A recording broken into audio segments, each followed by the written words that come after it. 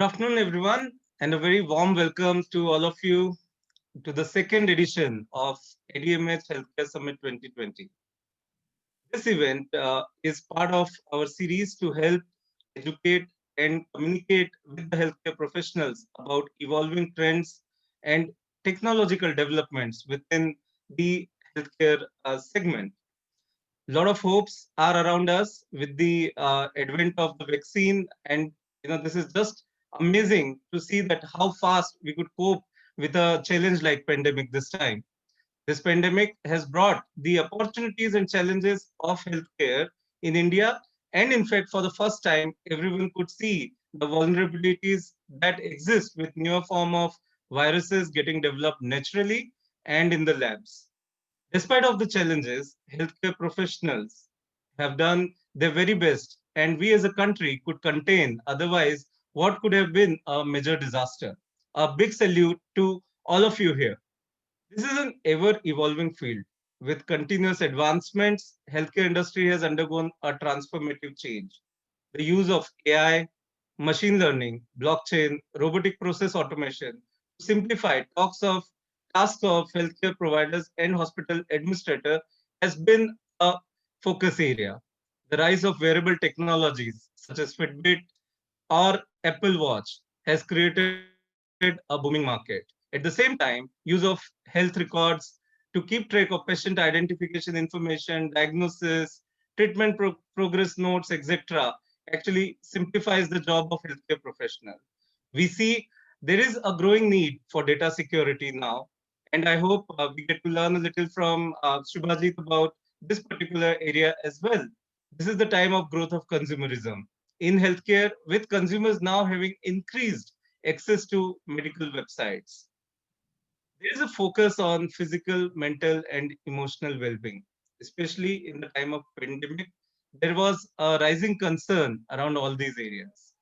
To help us understand how this industry is shaping up, what's lying ahead of us in 2021, we have a great panel of speakers with us from diverse backgrounds who will share their knowledge, wisdom, and experience to help us understand the future outlook of this segment. I take this opportunity to welcome our keynote speaker, Mr. Shubhajit Mazumdar, Director Strategic Growth, Microsoft, for taking out time and joining us to share his views on healthcare industry and what Microsoft is doing in this segment. A warm welcome to you, Shubhajit, and we look forward to hearing you today. I take this opportunity to welcome all our eminent speakers who are representing a diverse group, and we are going to be enlightened by the collective learnings from August panel we have with us today. I also welcome our sponsors, InnoServe Digital, Orai Robotics, and ASMA. I welcome all of you again to join our ADMH community, which is a growing fast and now have outreach of 10,000 plus healthcare professionals. With this, let me invite my colleague Chandan Anand to take the proceedings ahead. Over to you, Chandan. Yes. Thanks, Raul, for such a warm welcome. Good evening, ladies and gentlemen. On behalf of ADMH, Adoption of Digital Marketing in Healthcare, a community in healthcare and wellness sector, I, Chandan Anand, the Vice President of InnoServe Group and ADMH, welcome all of you. ADMH presents Healthcare Summit 2020 on the topic Global Healthcare Market Outlook 2020 Post-Pandemic. We feel privileged and glad to host an event like this. I would like to drive your kind attention towards few initiatives which has been undertaken under ADMH community. As health and holistic well-being taking center stage in our lives, healthcare marketing has also grown in importance as the sector rapidly involves and explores new opportunities in the world where the power of digital technology plays an integral role for driving growth and business success. ADMH is creating knowledge sharing platform and networking platform via webinars, virtual events with who's who from the industry, creating opportunities of collaboration between corporate, government, and healthcare stakeholders. ADMH community ecosystem comprises of stakeholders from the healthcare industry, including doctors, healthcare practitioners, marketeers, pharmaceutical companies, hospital administrators, government regulatory bodies, health tech companies, solution providers, and startups. We are encourage. We also encourage you all to share your innovation, your initiatives, articles, news stories, and interesting case studies. Our editorial team will help publish the content on ADMH portal with a wide social media impactful reach via LinkedIn, Facebook, and Twitter. With all these special initiatives, ADMH is emerging as one of the pioneer community in India, helping doctors, hospitals, and healthcare professionals the power of digital and social media for business growth and patient reach. This was a brief about what ADMH does. The deliberation today will help, deep talks and experts comments over the various important topics related to the global healthcare market, emerging trends, and changing dynamics in the healthcare industry. How has been pandemic shaped the healthcare industry priorities, opportunities and challenges, and many more. We are thrilled to inform that webinar got an overwhelming response and participation from across the country. We are glad to have your participation as listeners, attendees, speakers, and partners. We are really, really thankful to all of you. So with this now, let me invite our keynote speaker for the day, Mr. Subhajit Mujumdar, the Director of Strategic Growth, Microsoft India.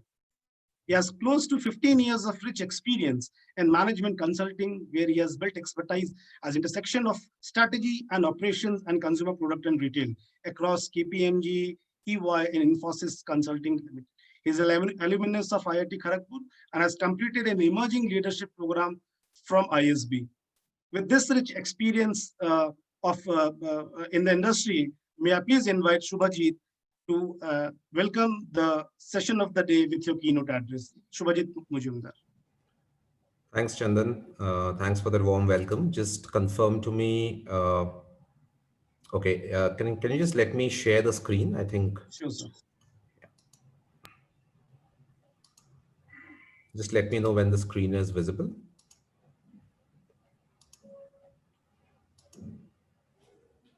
Yeah, it's visible. Okay, thank you. Thanks so much. A very warm welcome to all the participants, audience of this session. Very good afternoon to everyone and the August panel that we have here, which is going to follow my talk. I think the opening speech by Rahul kind of covered quite a few points, which I'm going to cover, and we never synced up. So I don't know how he knew my content, but I'm going to start with this quote from the Microsoft CEO. And while I'm presenting my personal views out here, but I felt this quote was very relevant for the world that we live in.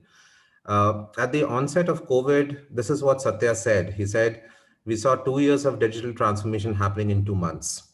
And that's the pace of acceleration that the world saw.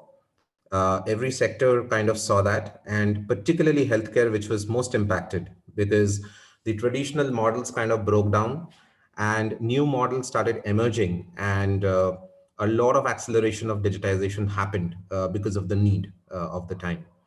So we saw a lot of acceleration of omnichannel health. So typically people or companies or entities who believed in the offline delivery model had to rethink of how they would deliver health services to patients who were not coming into physical premises. The growth of virtual consult platforms just boomed up, just like Zoom, which is the platform we're using right now. So, so there was tremendous acceleration to be able to keep the business going at that time. What we also saw was overall focus on wealth and health and wellness started broadening.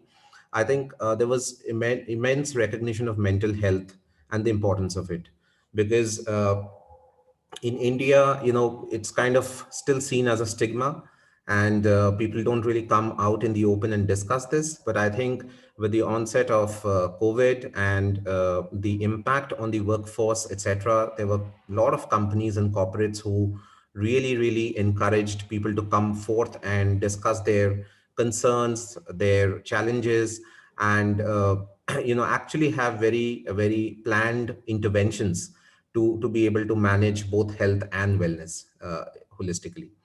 And then, of course, we are talking about integrated ecosystems. So today, another trend that I clearly see is it's not about what one company can build. I think more and more when it comes to healthcare, it's going to be integrated ecosystems, because one company or one provider cannot build everything that is needed for the target audience. And if I look at India as a country specifically, though my talk is going to be a little bit about the global outlook as well, but given the challenges that this country faces and the fragmentation of the customer segments that we see, very clearly no siloed platforms will work. So every provider with their own platforms will have to kind of integrate with each other so that the patient can move seamlessly across platforms, depending on his or her need and depending on where and how he or she wants to avail these services. And then obviously, there's a lot of new tech that is complementing the medical expertise for outcomes. Um, I think more than complementing, doctors are actually reaching out to these tech recommendations for validation, ensuring that, their own opinions are being backed up by data and AI. And that's the kind of high level trends that we see. So deep diving this a little bit, if you look at what happened with the global healthcare industry during the pandemic, surprisingly, the healthcare industry actually saw a slowdown because the footfalls kind of dried up at the beginning.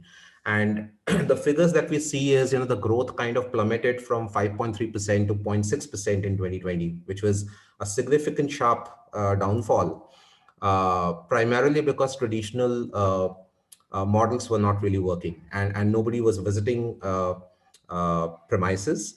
Anything that was elective, whether it is procedures, whether it is consults that could have waited for a few months, people decided to postpone these. And therefore, the revenues fell, the growth overall reduced. Providers kind of kept postponing procurements that needed any capital investments because that was not the right time to do it. What we also saw was basically tight integration of the patient life cycle. So if you look at the patient recruitment, retention, and monitoring cycle, all of this became more pervasive and all of this became more hybrid. So it was a smart mix of online and offline facilities coming together. And the more people were able to stitch the story together and tighten it, they could actually hold the patient life cycle within their brand boundaries. The ones who couldn't actually lost customers and they went somewhere else. And during this time, I think we saw a lot of patients actually switch brands because of a particular brand being able to cater to their needs versus the other being not able to cater at this time. Telehealth, virtual doc consults, I think it's a no-brainer that we've seen some 10 times growth across the world. In India also, it's been very, very significant, not just from the private players, but also the public players. So I will talk a little bit about this platform called Swasth. Maybe many of you know that this is a big ecosystem initiative that's coming up in India. I am personally a part of it. And uh, basically, a lot of these big medical providers, tech companies, startups, payers, all these stakeholders that create the health value chain have come together to say that, let's create a platform and an ecosystem where we can hold any patient and we can provide any service. And it doesn't matter whether the customer can pay or not pay, because the customer can really come from any strata of the society. But at this point in time, we really need to have this initiative going to be able to deliver healthcare to all. That's the mission with which that got started. So these are the kinds of innovations that have quickly happened over the last few months. This platform that I'm talking about really, I think, launched in June or July. So that's the time frame in which we have already progressed so far. Uh, if you look at the point of care testing, for infectious diseases, a lot of innovation has happened around, the point of care itself. So a lot of spaces have got repurposed, so a lot of us would have seen these messages where you saw the railway coaches getting converted into ICU units and so on and so forth. So nobody would have thought this, 1 year back, this repurposing of the spaces. And I think there are many such similar stories, that could be shared. But across the world, this has happened. People have places of worship have actually got converted into, care centers and so on and so forth. So there's a lot of remodeling and innovation on the point of care itself, that has happened. And pretty much, it can continue. Some of those models may continue beyond the pandemic as well. And as a result, what we've seen is also new ecosystem partners starting to emerge, because you would not have thought that maybe a Indian Railways could be a partner for you, but there is a stakeholder who has excess space and capacity and can be used for a meaningful purpose here. Obviously, the tech part and the AI solutions and ML based solutions have seen more than 100% growth in this time, because deployment of new tech to kind of complement medical advice has grown significantly. It is going to grow even more, as we go ahead. And I think this pandemic has been a point of reflection for a lot of people, where we are never going to go back to the old models. We are going to stick with these hybrid models, and we might want to refine these, recalibrate these depending on new needs. But I don't think healthcare will ever go back to the old traditional model that used to exist till 2019.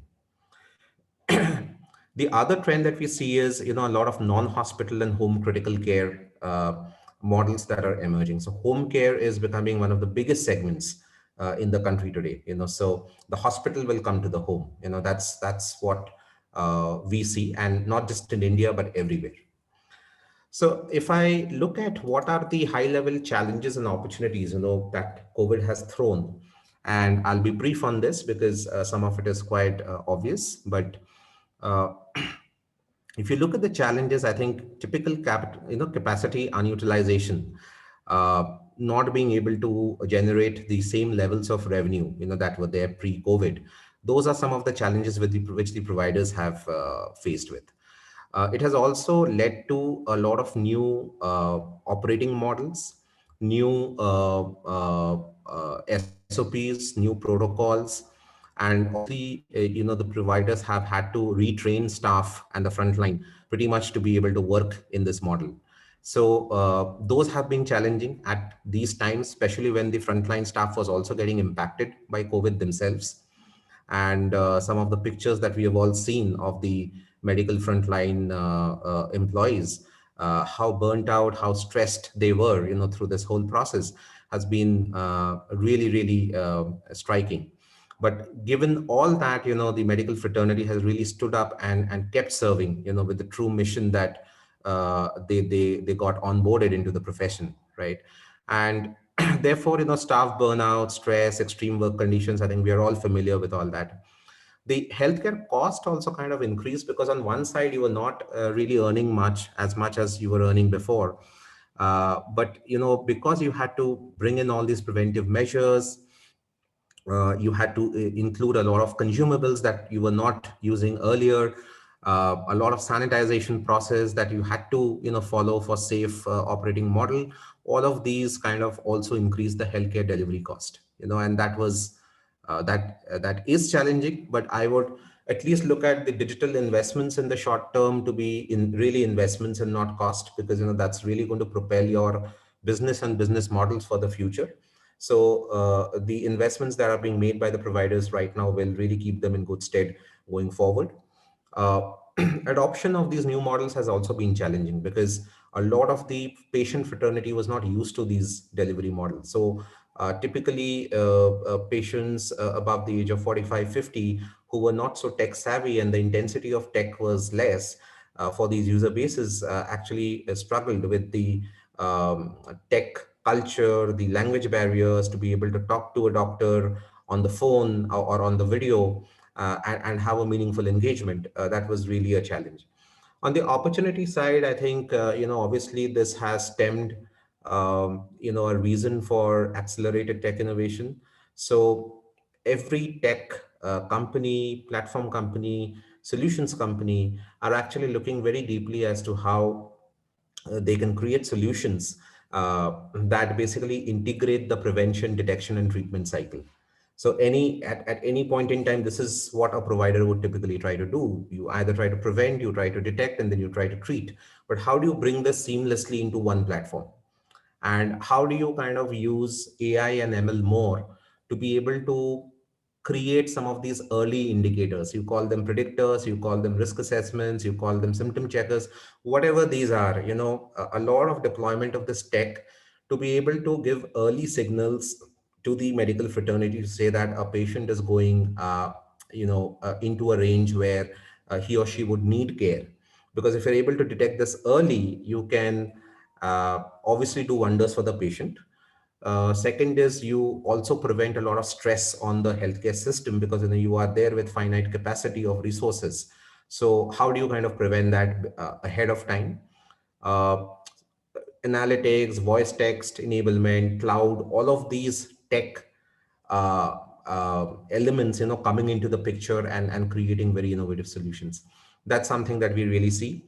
The increased healthcare spending per citizen. So obviously, most governments across the world, we've seen that the way they allocate funds for healthcare, at least the dollar spent per citizen has really gone up after this pandemic. So while the revenue for the providers have been on the lower side, but public spending on healthcare as a subject, I think, is on the rise, because as part of this whole transformation, a lot of the public health infrastructure is also getting restructured and transformed across the world. So that's happening. I'll cover a little bit of the NDHM initiative that's going on in India. But that's the kind of vision that almost every country has. And how do you kind of reimagine the delivery models? Because it is going to be truly omni-channel as we go ahead. So it is never going to be only hospitals, only clinics, only physical doctors. It's going to be a combination of different things. And I'm not saying for a moment that the physical infrastructure or the people can be taken out of this equation. But what is going to happen is it is going to get complemented with digital tech, and the impact will be manifold compared to what it was earlier. And as it happened in other sectors, for example, retail or financial services, the principles of omnichannel will really percolate into healthcare as well. And healthcare can really would be provided, anywhere, anytime, any device going forward. In emerging markets, I think, like the case of India, I think the same kind of transformation would actually enable quality healthcare services to be provided to the last 100 million of the society. That's typically a vision that NDHM also has. And I think a lot of emerging markets will actually look at these new models to make quality healthcare accessible to people who could never afford it. So with that, if I look at some of the trends and shifts that are going to stay on beyond the pandemic, I've tried to look at it through the lens of different stakeholders in this equation. So what's going to change for the consumers? So I think consumers' expectations would change to expect that healthcare can be accessed from anywhere, be it digital, be it hospital, be it home, or be it anywhere really. And like we are saying, work from home or work from anywhere, I think it will be healthcare from anywhere. That's the model that's going to come in. What patients would also expect is a seamless single view of the PHRs. So it doesn't matter whether today I've gone to X brand, tomorrow I've gone to a Y brand, and third day I've gone to another service provider, and my health records are spread across 3-4 providers. But I would expect that these providers would have that maturity to seamlessly exchange the data, so that in every of the consults or every diagnostic test that's done, it's cumulative and it builds on top of one another, so that the most recent consult becomes most productive because you have the entire history of the patient behind you. Uh, the other thing is about personalization. I think people will look for platforms that already know me. So let's say as a patient, I'm going to a platform and I'm ordering some medicines, and let's say I'm allergic to certain drugs. The platform should be knowing that I am allergic to certain drugs, and would then therefore actually give recommendations to say that you shouldn't be taking these medicines. Maybe consult the doctor, and these are the substitutes I can recommend for you. So this kind of intelligence is something that patients will start expecting, and this will become the norm. uh, Patient consent for data exchange. So of course, while patients all want this seamless experience, uh, patient health and healthcare data is, of course, highly private, and all privacy standards will have to be maintained. But there should be a mechanism for adequate patient consent to be given for seamless exchange between these platforms and providers. That's going to be critical to maintain trust, of these platforms. If you look at the provider, what is changing for them and how should the models change for them? So one of the things I see is this Uberization of the medical resources. So everybody has finite resources, and these resources are working in some fashion. There is always a imbalance of demand and supply.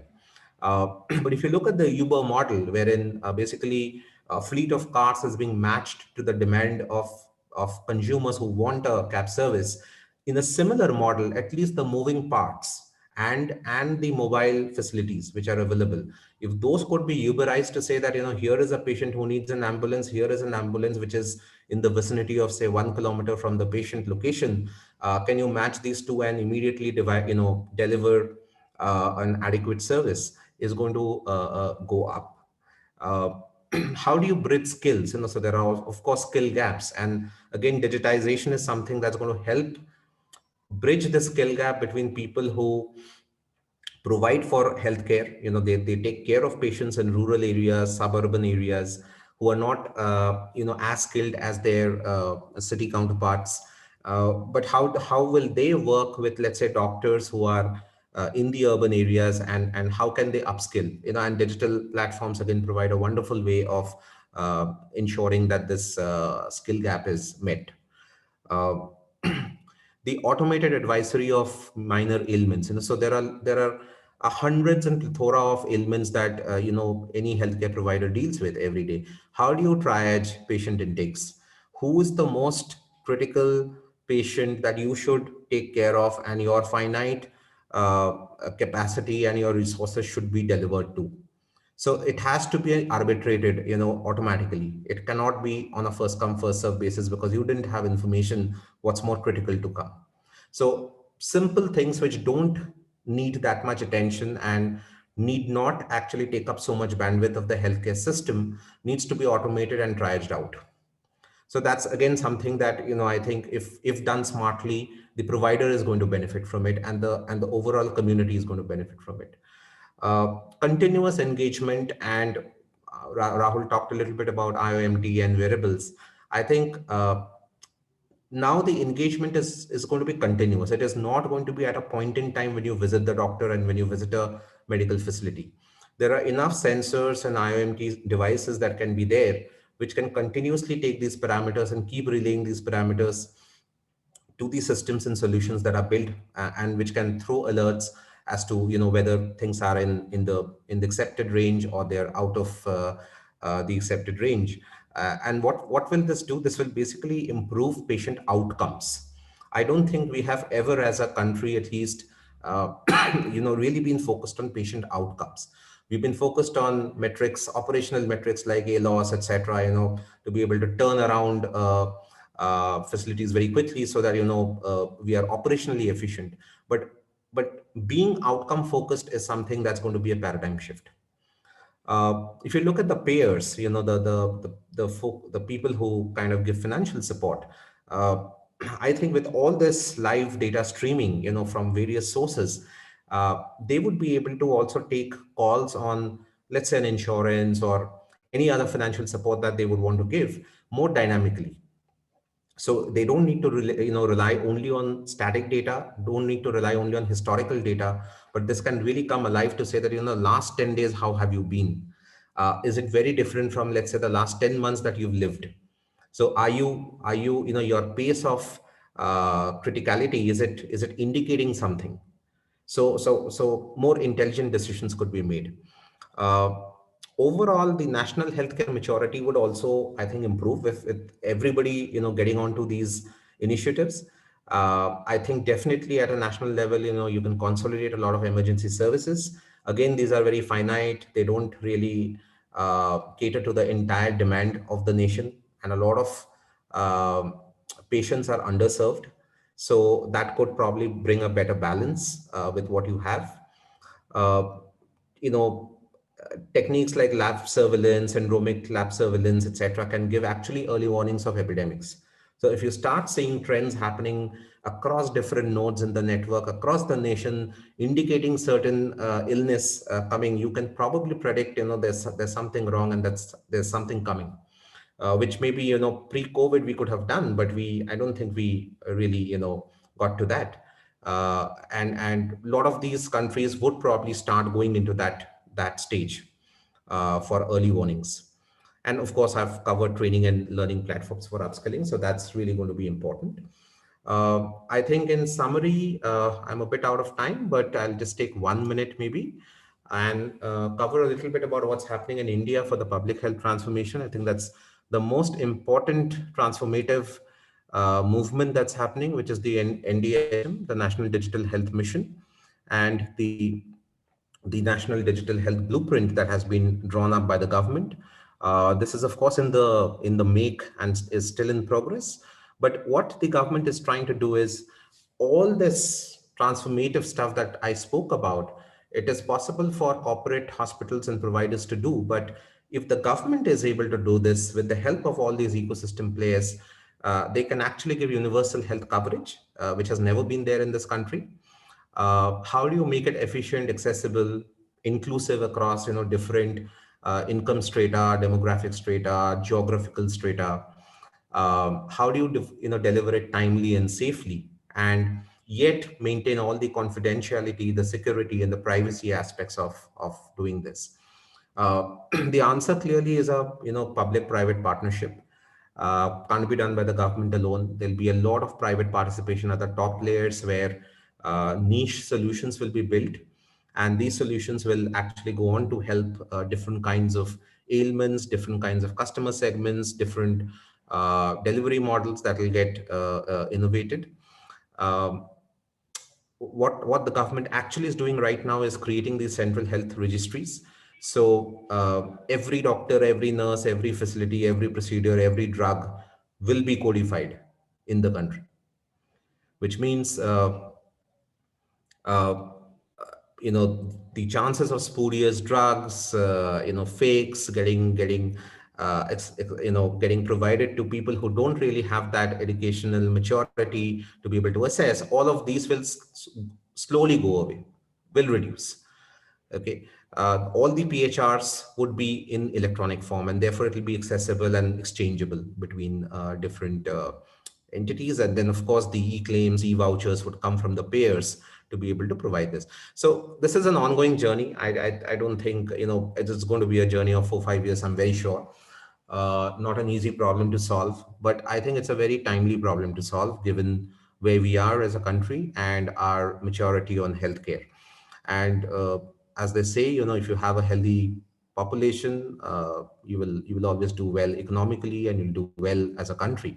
So this is extremely important. And I think with that, I would conclude my talk. But I've tried to cover all the critical tenets that I see globally and in India over the last few months. And I have never seen acceleration of this kind amongst different stakeholders in the healthcare community, bringing everything together to build this. So with that, thanks Rahul and Chandan for having me. Over to you.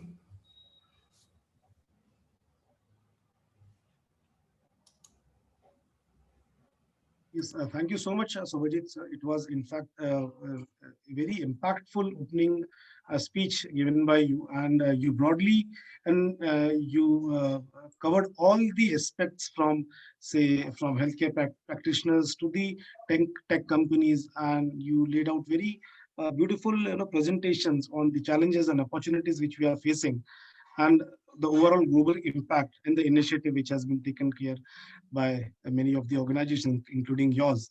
The journey, absolutely well said, sir. The journey is long and it is not going to be easy, but it has been shouldered by many of the players like us, who is giving this opportunity of and a platform of opportunity for collaboration and a learning opportunity and a knowledge sharing opportunity. So thank you so much for, for laying the foundation of this opening event with an impactful speech by you, Subhajit sir. Thank you so much for Thanks. joining us. Thanks, Rahul.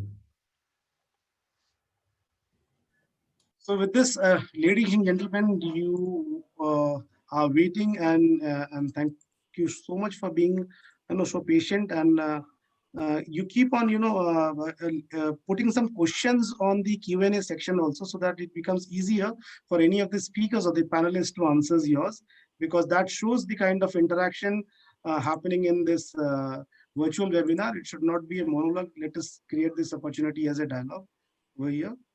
So yes, now let me take you towards the next wonderful panel discussion, which we'll be talking on the Global Healthcare Market Outlook 2020. Let me have the privilege and honor to introduce the eminent speakers for the day. We have Dr. Amit Garg, who is the Director of Medical Affairs, Clinical Affairs and Strategic Planning, Iruno India Private Limited. Welcome so much, Amit Garg, in today's session. Mr. Amit Tamboli is the CEO of Gitanjali Medical College and Hospital. Welcome, Pritamji. Dr. Kiran Rukaidikar, Founder and Medical Director, Livin Healthcare. Welcome, Kiran sir, in today's panel discussion. Sonali Deshnukji, she's the Vice President of OHUM Healthcare Solutions Private Limited. Welcome, Sonali ji. And Dr. Sukriti Bhalla, she's the cardiologist and associate consultant cardiology, Akash Healthcare Super Speciality Hospital. Welcome, Dr. Sukriti. The session will be moderated by Swapnil Jain. He's the CEO of Orai Robotics. So let me introduce the moderator for the day, Swapnil Jain. He is having 17 years of rich experience and an expertise in the areas of product evangelism, project management, seed investments, mentorship, entrepreneurship, leadership, speaker, and tech evangelism. He strives for constant innovations in the world of business transformation, digital adaptation, and artificial intelligence. With his rich experience, he is transforming business ideas into technology-driven business model with the focus of an evangelism, digital transformation with power of AI, ML, and RPA. Let us understand more from Swapnil Jain how his organization, Orai Robotics, and with his moderation, what are the brainstorming powerful deliberation which will be helping understand how to sail off through this difficult era of pandemic 19. Over to you, Swapnil Jain, and the eminent panelists. Welcome. Thank you, Chandan. Thank you, Rahul. I think that's a wonderful introduction. Thanks for that. And definitely, when it comes to the transformation, I think I all might have seen that the way my photograph is portrayed and how I'm looking now. So I keep on transforming the way businesses and the world keeps on transforming. So, well, Subhajit have set a wonderful tone and a base to it, right? And his experience, his understanding, his research on all the things have been done wonderfully. But what best it will be to have this experience extended with the real examples, real people, those who work daily on this particular domain. So it will be really interesting to talk about the global healthcare market outlook in the 2020 post-pandemic conference today. And I'm Swapnil, and Chandan has already given a quick intro about it. So I'm definitely grateful to be part of this kind of a conference because I come from a doctor's family and my entire family is a doctor family. But I was a passionate guy who don't really want to be the doctor and want to be called as a guy who actually spends money of the doctor's family. So yeah, so digital was my passion, and I made my entire career for long in the digital space. And today I work predominantly into the space of AI and helping multiple healthcare institutions, hospitals, clinics to adopt AI as one of the major processes. So today, I'm sure there are plenty of questions which are coming to the healthcare community again and again, that what the changes has been seen in the world today, how are we going to adopt it, going to come next, and how are we going to get prepared to it? There are multiple questions which are coming to professionals. And with a wonderful panel out today, I have set a few set of good questions, which I'm sure the real exposure and experience is what we will be. So I'll start with Dr. Amit. So Dr. Amit, how has been the pandemic reshaped the healthcare industry priorities in relation to the healthcare marketing? So we're talking about in the ADMH platforms. We'll talk about the marketing side to start with. Hi, Swapnil, and hello, fellow panelists, and thank you for the question. I hope you can hear me well. Yes, we can. Okay. So thank you for the question. And yes, the scenario, the outlook for all the world outside has significantly changed in the COVID times. Right. And if you clearly see, right, practically, when we used to talk about marketing, then earlier from the marketing side, the focus was on the product marketing, because that is the place from where the money used to come to spend into the marketing, or reaching out to the customers, consumers, depending upon which industry you are talking about. However, in recent times, if you see, so the individual corporate or even the group of corporates, right, they have come together. And the biggest change that we are seeing is that nobody much is talking about products, unless we're talking about some nutraceutical, etc. But the focus is towards the well-being, focus is towards the safety, and the marketing efforts are in terms telling, right, that how the patient should interact with the hospitals and how the hospital should make themselves safer. So basically what we say is the very primordial mode of communication, which is kind of protecting the base territory and kind of protecting the base premise of business completely. So that is a big shift that we have seen. Instead of a product centric, we have become a industry centric, we have become a corporate centric. And instead of talking about the endpoints and outcomes from the product or devices, we have seen more towards wellness and efficacy and overall disease management is what I would say. Great to hear that. And definitely this brings out to the patient-centric engagements. So well brought that point. So the same question I actually asked to Mr. Preetham. So what are your thought process, how the priorities are changing, and how are you dealing with it? So Swapnil, thank you for putting that question here. And I gathered what Mr. Rahul and Mr. Chandan was speaking about the preface of the context today. Right. I come from a medical college and hospital, which is situated in the south of Rajasthan in Udaipur. And my reference would be pretty contextual that while we all knew that this pandemic, when it arrived, it led us to a situation where none of us was prepared to handle that. So a lot of knee-jerk things happened, and I believe that over a period of time when we settled down from lockdown to unlock, probably that was the time when the organizations, they started to rebuild and understand how they can build their businesses.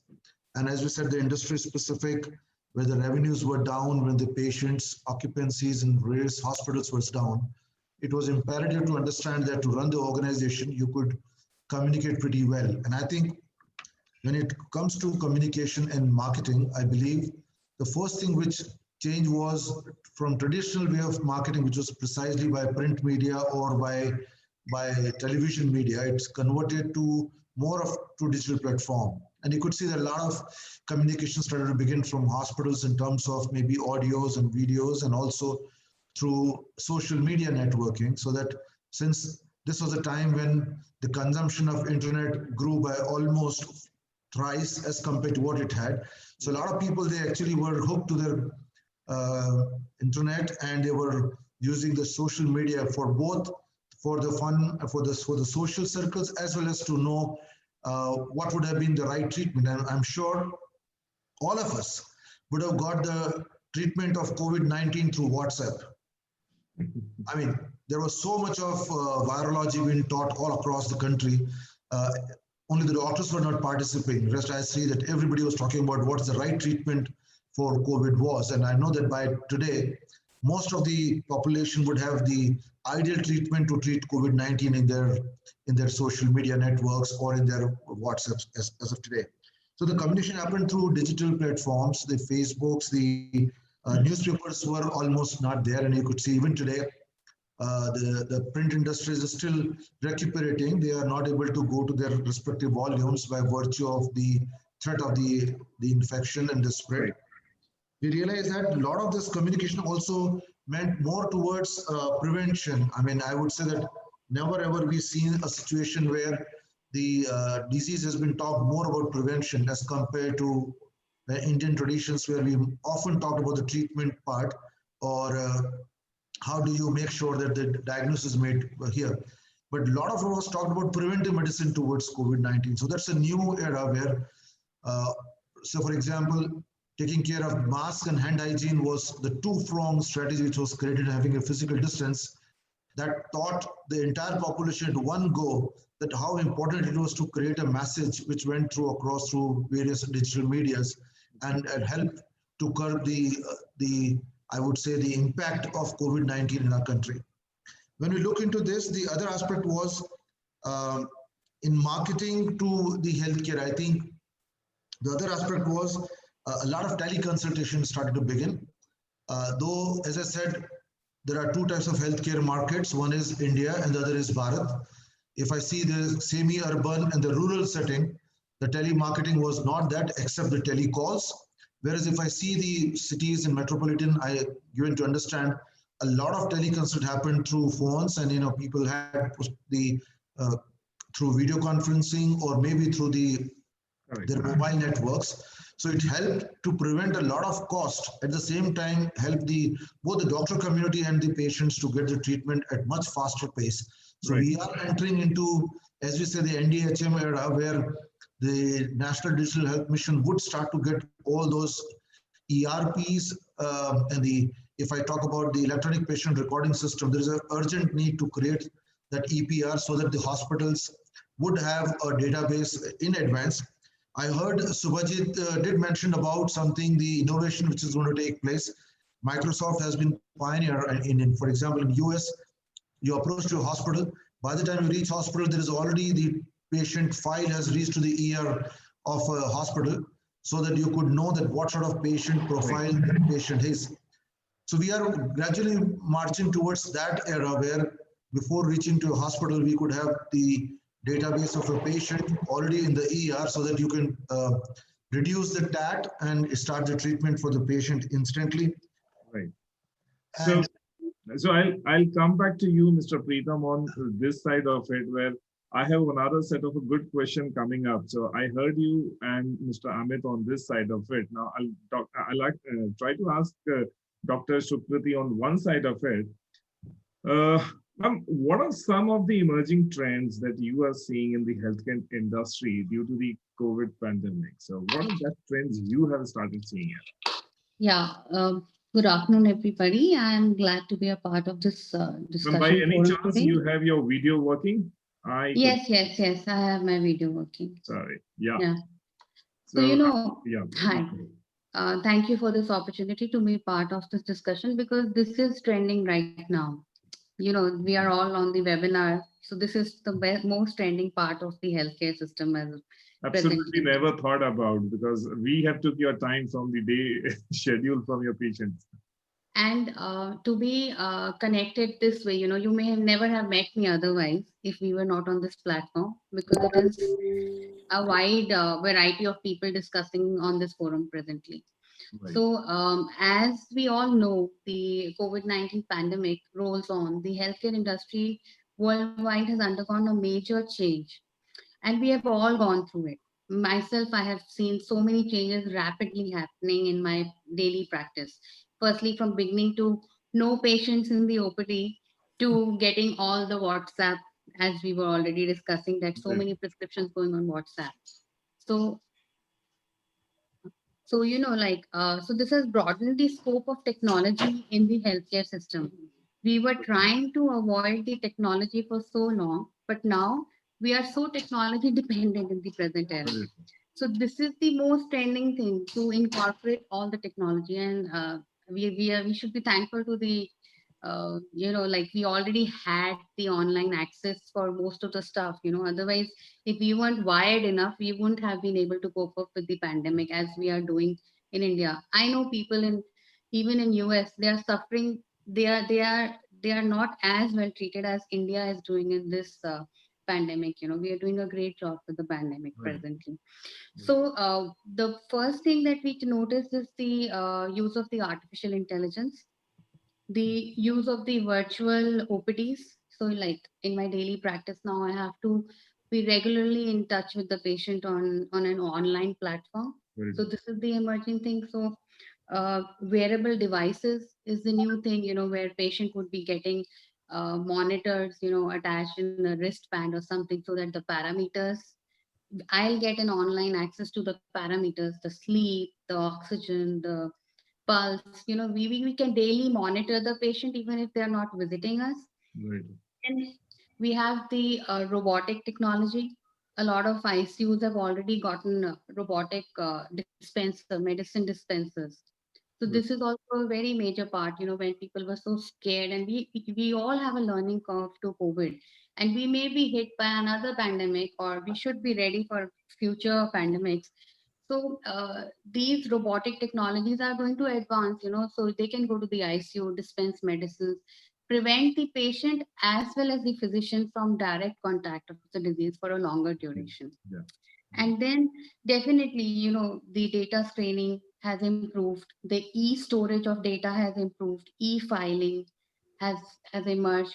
Like sir was just talking about, the file should be ready in the ER before actually a patient reaches Yeah. there. So all these things, like at my hospital in Akash, we already are very electronically savvy. We have everything on a platform where I can access most of the data of the patient from my house as well.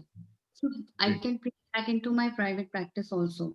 So there are so many apps. People have contacted me with number of apps, healthcare apps, blogs writing, so that you can easily cope up with the patient pool, who cannot visit, somebody who's debilitated, scared to visit the hospital.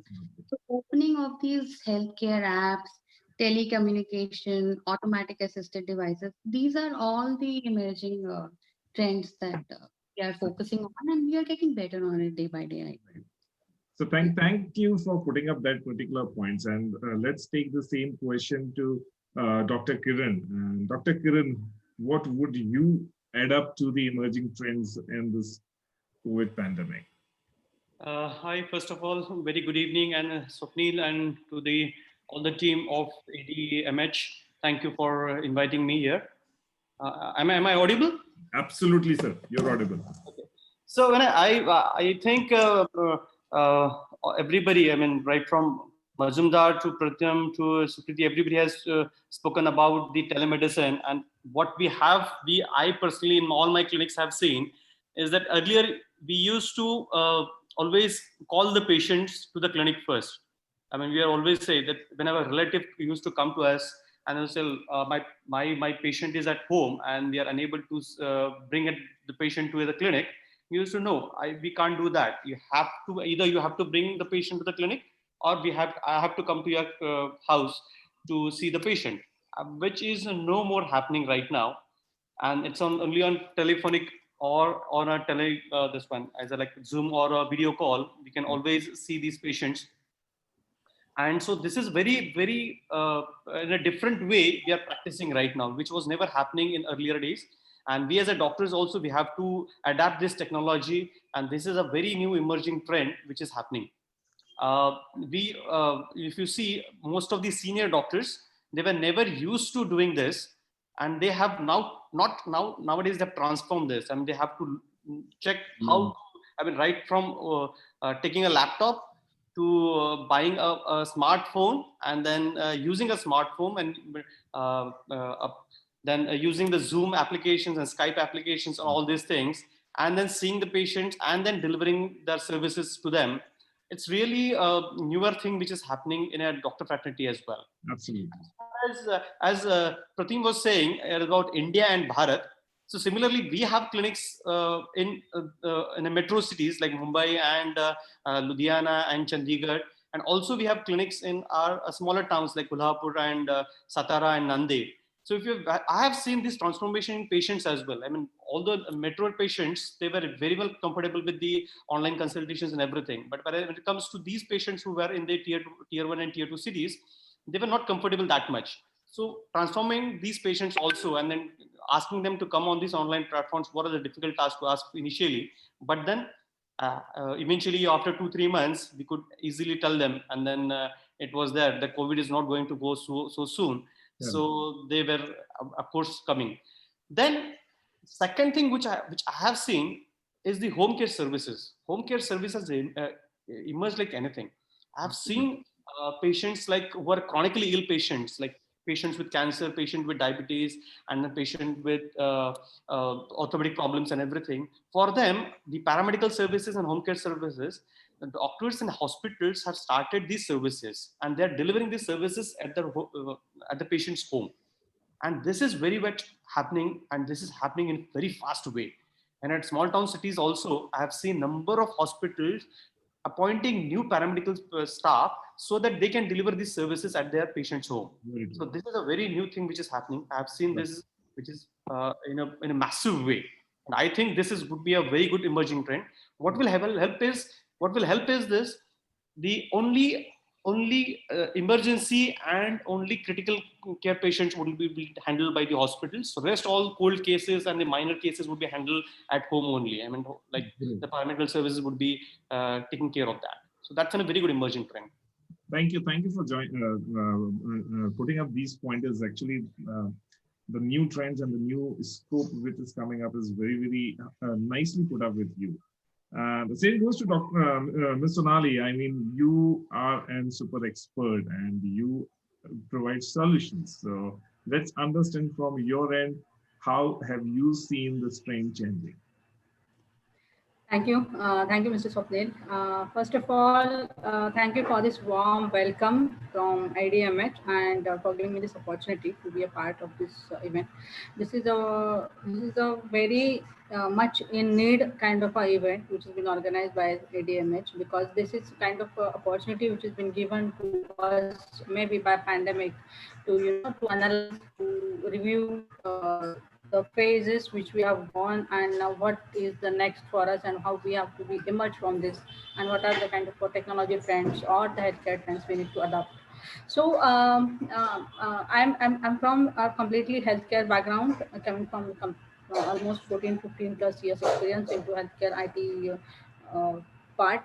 And the kind of development, the kind of changes what I've seen here very precisely, Dr. Amit, Dr.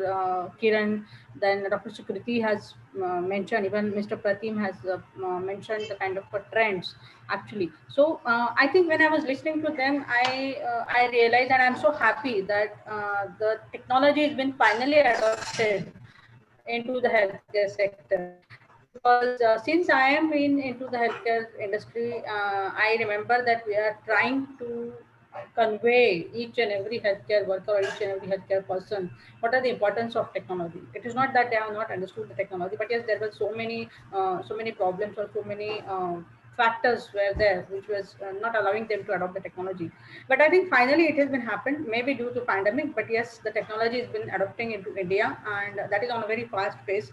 So I would like to mention here 2-3 more points apart from telemedicine or apart from the virtual care thing. So I just wanted to share an experience in case of telehealth or telemedicine.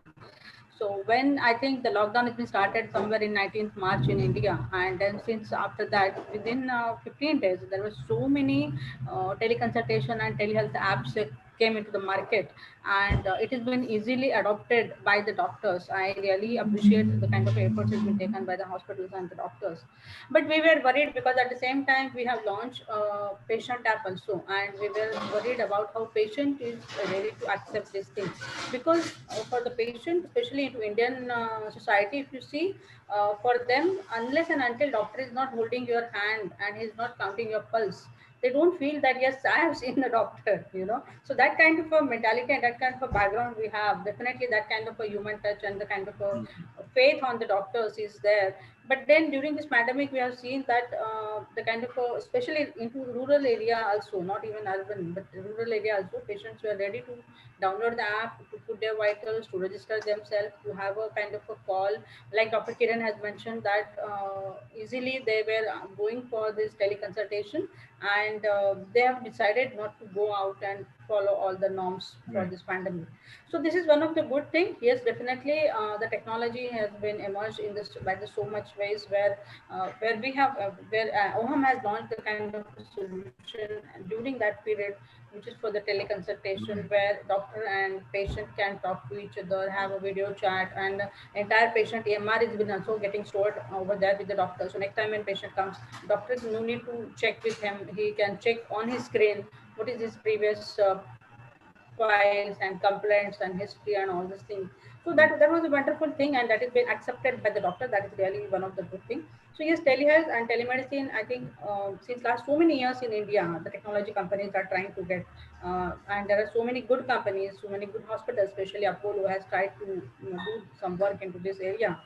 But yes, finally it has been adopted. Second thing I wanted to mention here is about home health and home care. So home care has been a very new term or completely new thing for us in India.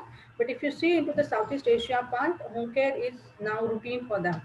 Right. The kind of wearable devices are there for the patients, and patients are sitting at home, and then home care has been provided to them. So their vitals and other details have been monitored. The database is the doctor can access the database and they can guide on that. And that has been again good adoption what I have seen in Indian society, into Indian healthcare.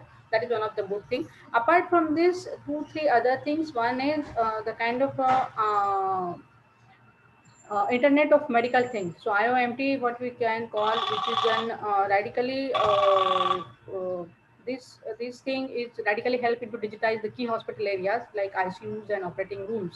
And this entire ecosystem could be created wherein ICUs major equipment like ventilators, your patient monitors, all these things could be synced with the hospital information system. At the same time, this entire robust integrated hospital information or lab information system could help you minimize the documentation time, and that time can be actually utilized for the patient. Another thing which is big data. So once we have faced this pandemic, we realized the importance of data. We realized the importance of repositories, and we realized the importance of all this, especially medical record, electronic medical record. So I think the entire healthcare ecosystem is now emerging, and it is going to revolve around the patient. Earlier it was not around the patient, earlier it was somewhere else. So I think we have found that way where it has to go and how it has to work. So I think वो बोलते हैं ना कि something bad happens and something good is also coming out. So I think during this pandemic, there is a good thing for the technology in the healthcare. Thank you. I'll come back to you, Mr. Ali, on a few more things. I'll have a next good question with Dr. Amit. And though, Dr. Amit, what we have seen many doctors right now talking about the challenges from their perspective. And definitely there are multiple other challenges which are coming up in the post-pandemic era. So what do you think? Because you have a superb industry experience coming along with you. So what do you think could be the top 3 or top 2 challenges which the industry is going to face? And then probably from someone else, we'll try to find out what do they think as a solution, or have they already found this solution for it? Yep. So thank you for the question. See, the challenges, one of the immediate challenges which the industry was facing was definitely regarding the supply chain. And what everybody anticipated was that yes, supply chain will be down. So somebody underestimated, somebody overestimated, right? And somewhere supply chain did not stop, but patients stopped, and somewhere the other way.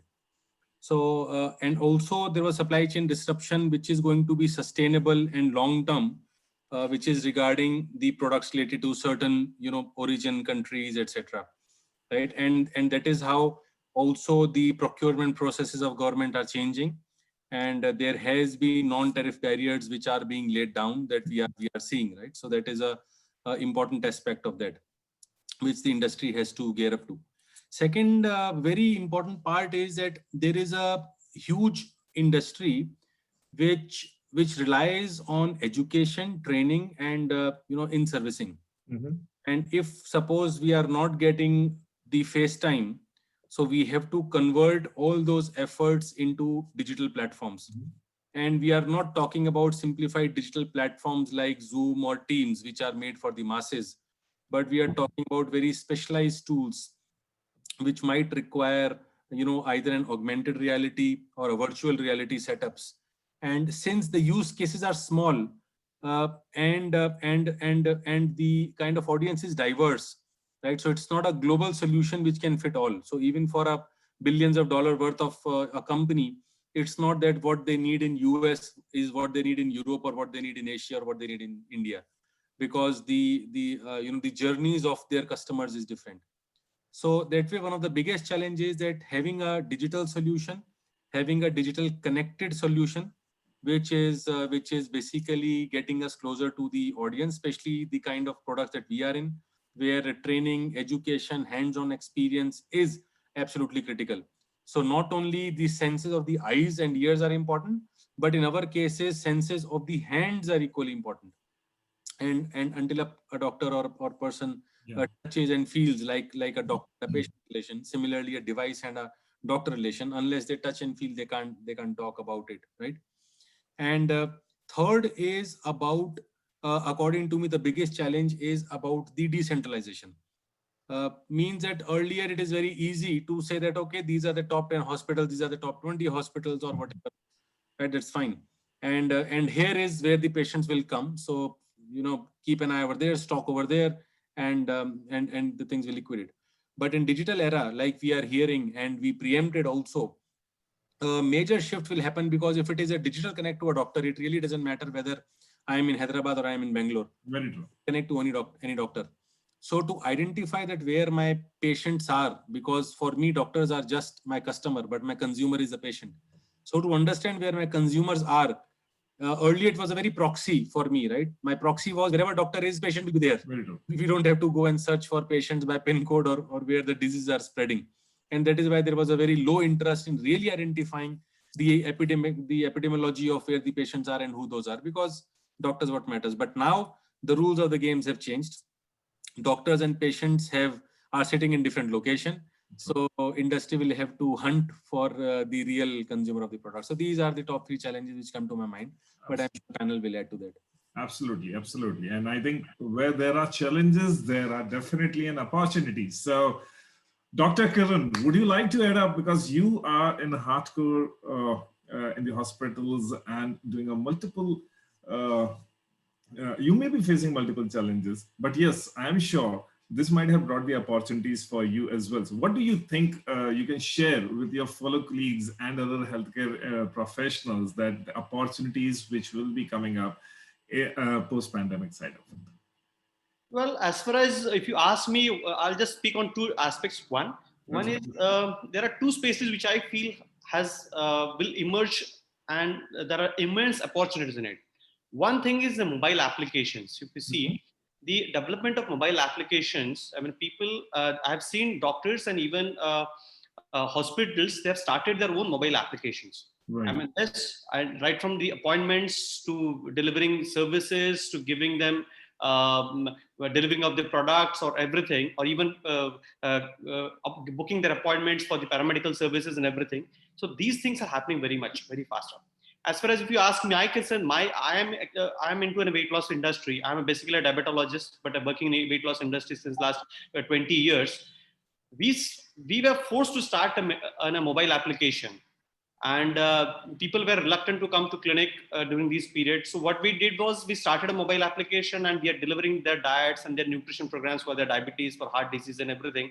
And we're doing it on the mobile application right now. So similarly, few of my doctors have also started this, and this is happening very fast. Very good. Yeah.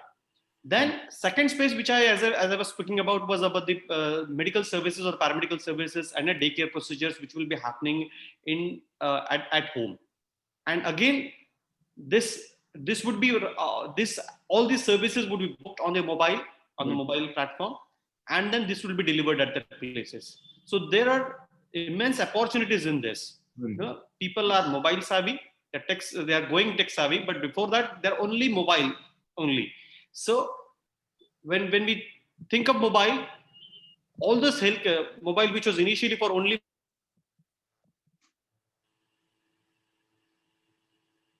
I think we have a voice break from Dr. Kiran, I right? think, yeah, his network has some issue. Maybe. No worries. So I'll go to Mr. Preetham. Mr. Preetham, with the colleges in place, with the hospitals in place, what changes to the SOPs, like standard operating procedures, do hospital administrators need to consider in the post-pandemic world now? Well, I think we threw some amount of light on this discussion earlier as well.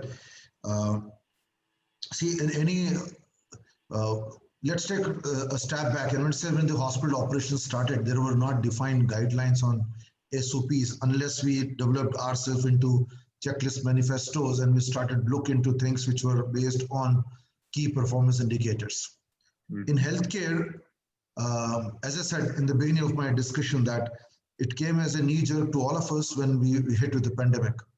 Now imagine a patient who walks down to the hospital today, the SOP would have said that you have to first get through the reception and get the registration done.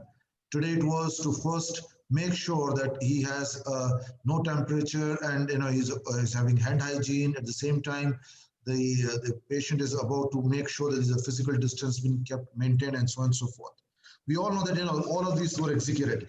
But what's most interesting is the SOPs which are going to take us into future because of pandemic is about mobility-based solutions. Within the hospital also, we have resources, but how do you utilize those resources?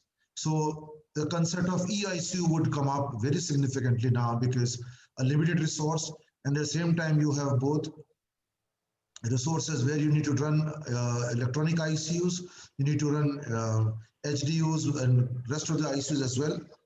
Second would be that where we talked about the planning of the hospital operations. Till now, never we had been into this, that we had planned for CapEx and OpEx for a hospital or an institution which will take care of a system where there are no classes for PG students or EGU students. We have seen that almost after selection of the students, till now, the UG classes have not yet started for MBBS. So I wonder that what would be the outcome when these graduates come out of the institution. A lot would have been missed. And I'm sure nobody is going to undergo a knife by a doctor who has either missed or bunked even 10% of the class. So we have a challenge that this could be covered up in the due course of time. But when it comes to hospital administration, the operational expenditure which were not budgeted for, the capital expenditure which were budgeted for were not being spent. We talk about the protocols of, let's say Code Blue has been announced, and earlier it was much easier to do a CPR as compared to now for a COVID patient. And if it requires a CPR, I'm sure you would also require all them wearing PPE kits and doing that CPR. So there are issues which will come till the vaccination is done in next 2021. By the time we overcome the current pandemic, and also prepare our staff to make sure that when the employee is recruited, there are basic protocols, for example, ACLS training and BLS training. Today, by virtue of not having a group training because of the issues, I'm sure a lot of us will face a challenge to train our people, the human resource. How do they go about the training and development of these employees who are going to treat patients? Our young nurses, when they join the hospitals today, they are not aware about many clinical protocols.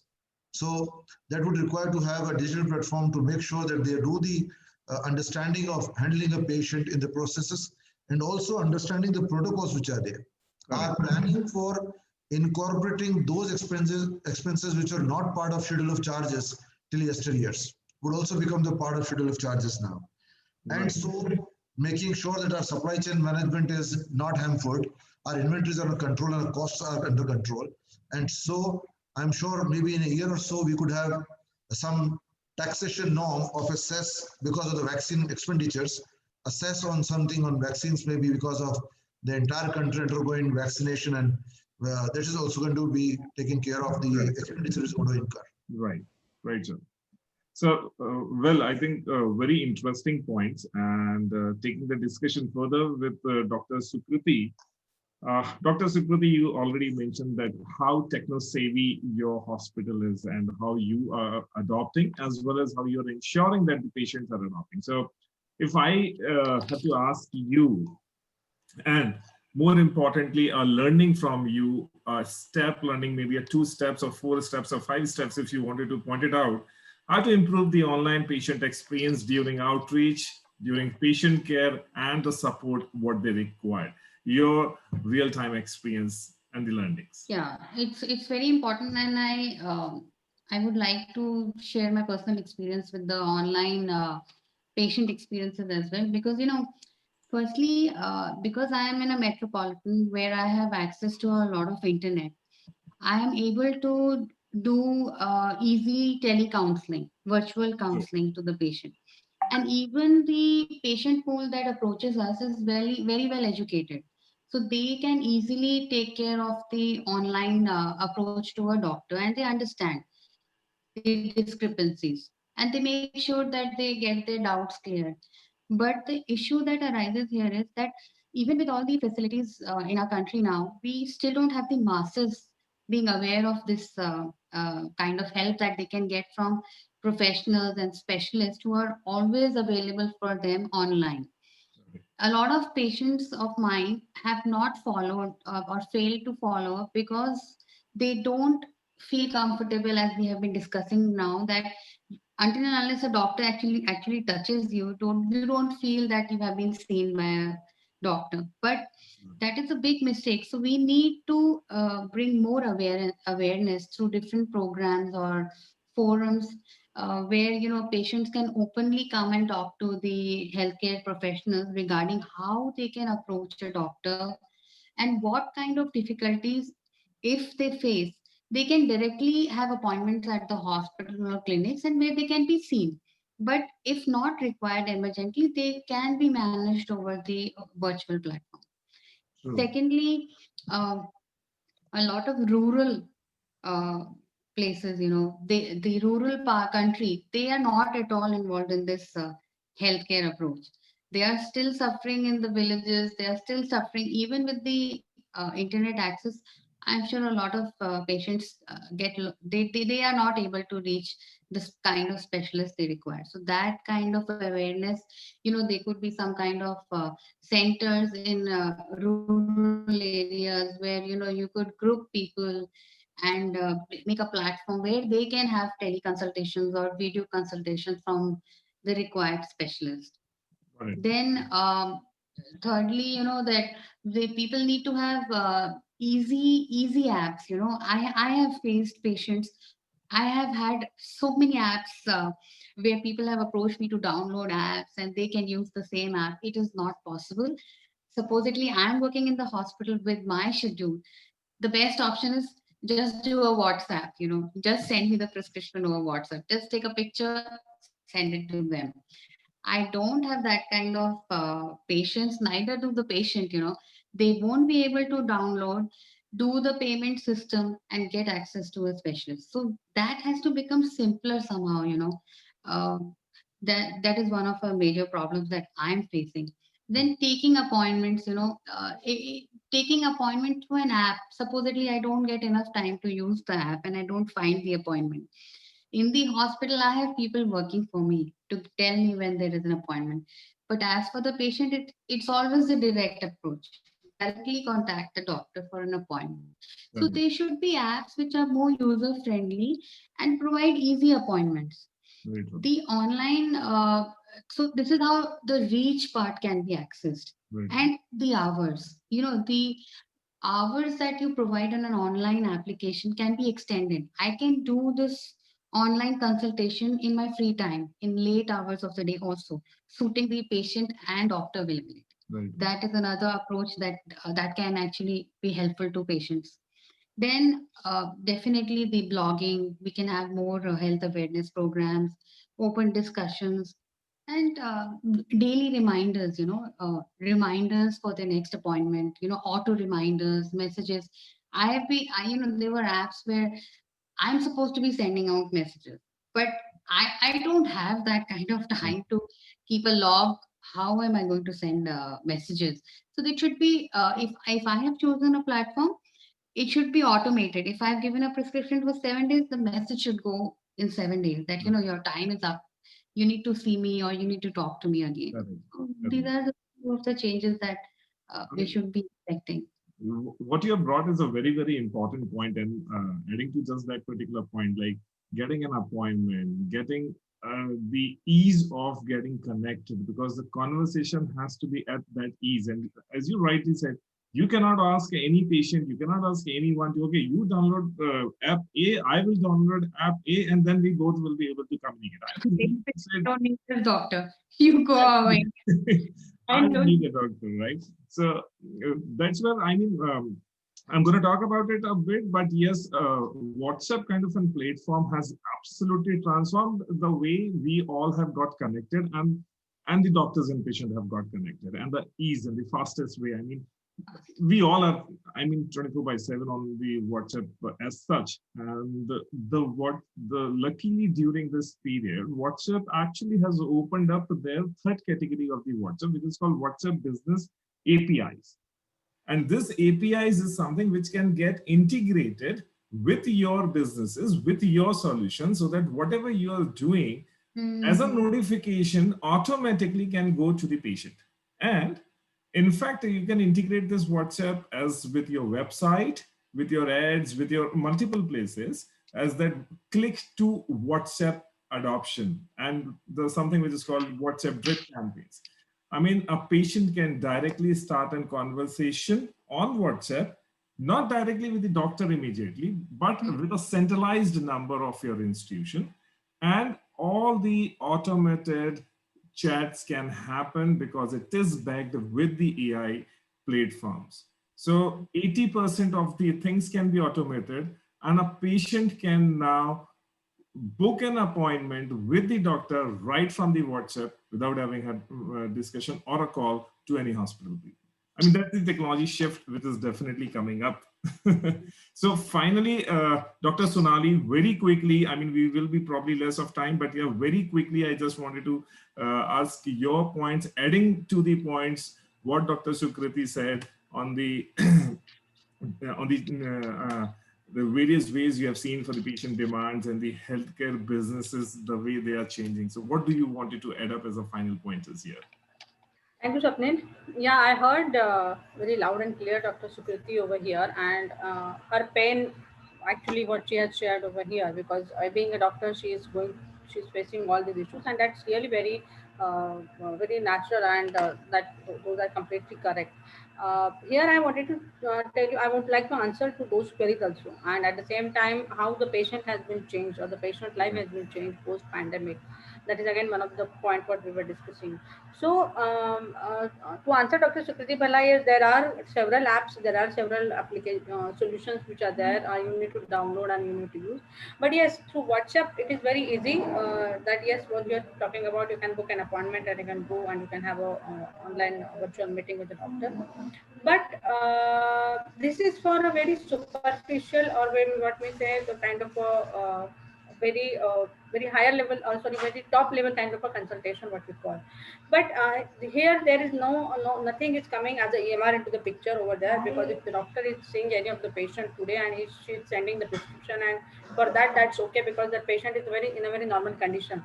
But if suppose patient is having any chronic ailment, or patient is suffering from something else, then in that case they need to access the patient EMR, and for that, clinical decision support system, or drug to drug allergy, or your allergy flags, or your any other reminders, those things are not available into such kind of things. And for that, you need to have end-to-end completely designed and developed health information management system, which actually provides you this kind of all help, and which actually provides you this kind of entire ecosystem, where you can handle the patient, his medical records, as well as your appointment and all other things.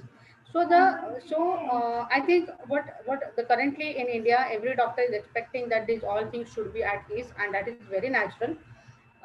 For that, we need to have a kind of a standardized healthcare system, which has been in other countries, or like in Europe, or in US, or in Australia, or in Singapore also, if you see.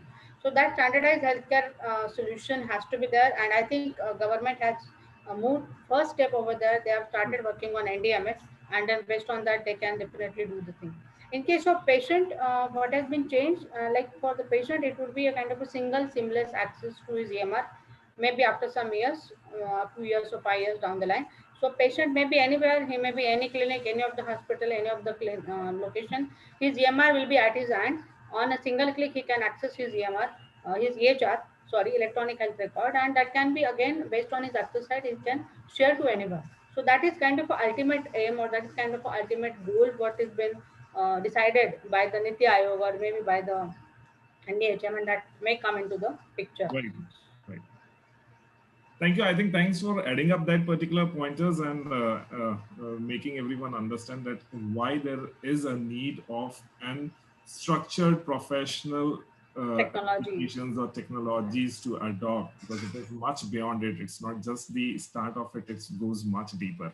I mean, I think, well, the entire panel has definitely been a wonderful panel. Those who have actually shared the real-time cases, how you are adopting, how you're implementing, so that the others can take a learn from it.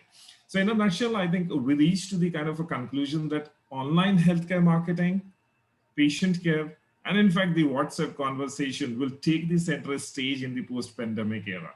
This means that we need to think about combining personalization and automation together, a true patient-centric approach, and ensuring healthcare industry automate and implement omni-channel strategies as well, because we have discussed that how the omni-channel strategies are gonna help there. So, and I definitely vouch for the omni-channel. There is a shift from multi-channel to omni-channel as an strategies, because I have spent my entire life in a doctor family. At the same time, my passion was on the sales marketing side of it. So I have always tried finding out solutions which fits into this industry. And today, luckily, I am being part of the organization, or have a startup, a new startup, which works only for the AI side of it, which helps the healthcare industry to integrate WhatsApp business APIs with the AI and the bots to automate as much as possible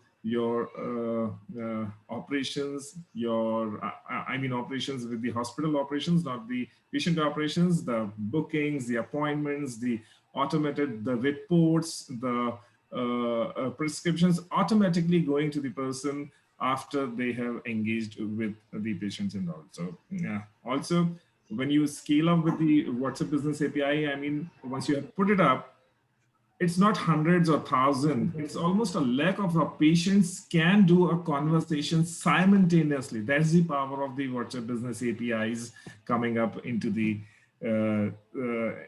scale. So you can imagine the kind of a scale the technologies can help in the healthcare. So in fact, yeah, so that's it from my side. So, well, let's pause, and big thanks to the panelists who have shared their thoughts and knowledge with us. And thank you all the viewers who have been part of this entire wonderful conversation. Over to you, Chandan and Rahul. Thanks a lot for giving us time. Hope we are completing on the time here. Thank you. Thank you. Yes, yes. Yeah, thank you so much, Swapnil. It was, in fact, a very interesting deliberation, starting from the keynote address being delivered by Mr. Majumdar and the eminent panelists who actually laid the very brief discussion coming from the different sectors of the healthcare industry, maybe from the medical institute, from the corporate, from the hospital. So it was definitely a discussion and deliberation on the overall global healthcare market outlook of 2020, and very beautifully moderated. Swapnil, let me thank you for moderating this wonderful session over here and helping us coming very good talking points out of all these eminent speakers. So, and we really, appreciate the efforts by the frontline, the healthcare professionals who are working day and night so hard, and you are being the true leader and showing a very daring efforts and selling across this difficult situation of COVID-19. But definitely, as we understand that journey is long, and we have adopted ourselves to live like this. There are technology and innovation which are being the foundation, and we are trying to help understand from the corporate houses and the organizations like Orai and various other organizations who are helping us understand how to transform the mode of operation of the business, and how these organizations are helping us a draft and a shift towards the traditional mode of operation towards, towards the digitization or innovative mode of operation. So thank you so much again for associating over here, and thank you so much, Swapnil, for along with this deliberation, you also let us understood that how Aura is helping us understand, and how the WhatsApp integration and the APIs and the conversational chatbots and these technologies is making our business transformation much easier, much faster, and more adaptive. Thank you. So thank you so much, all the panelists, for joining us over here, Dr. Amit Kar, Mr. Preetham, Dr. Kiran. So if you can, everyone switch on your video once, I think Chandan would be able to take one pic. Yeah, that's digital pic. Thank you so much for reminding that. So it's a closing ceremony of the event. So yeah, so thank you. From the backend team is taking that. Yes. Before ending, I would just like to, showcase one slide which will help us understand what is the next deliberation and next event which we are coming up. So on 15th of January, we are meeting on in the new year 2021. Again, the topic will be, and a very wonderful event is coming on health and wellness. So we are naming it as ADMH Health and Wellness Summit 2021. Again, with new set of speakers and eminent experts from the industry of the wellness and healthcare sector. So please, tune to the ADMH social media handles of LinkedIn, Facebook, and Twitter to get the latest update. And the people who missed to attend this wonderful session may still see the live video and on the Facebook of ADMH. And you can also see the recording on the YouTube channel of ADMH. Thank you so much for joining us. Thank you. Thank you. Thank you very much. Thank you.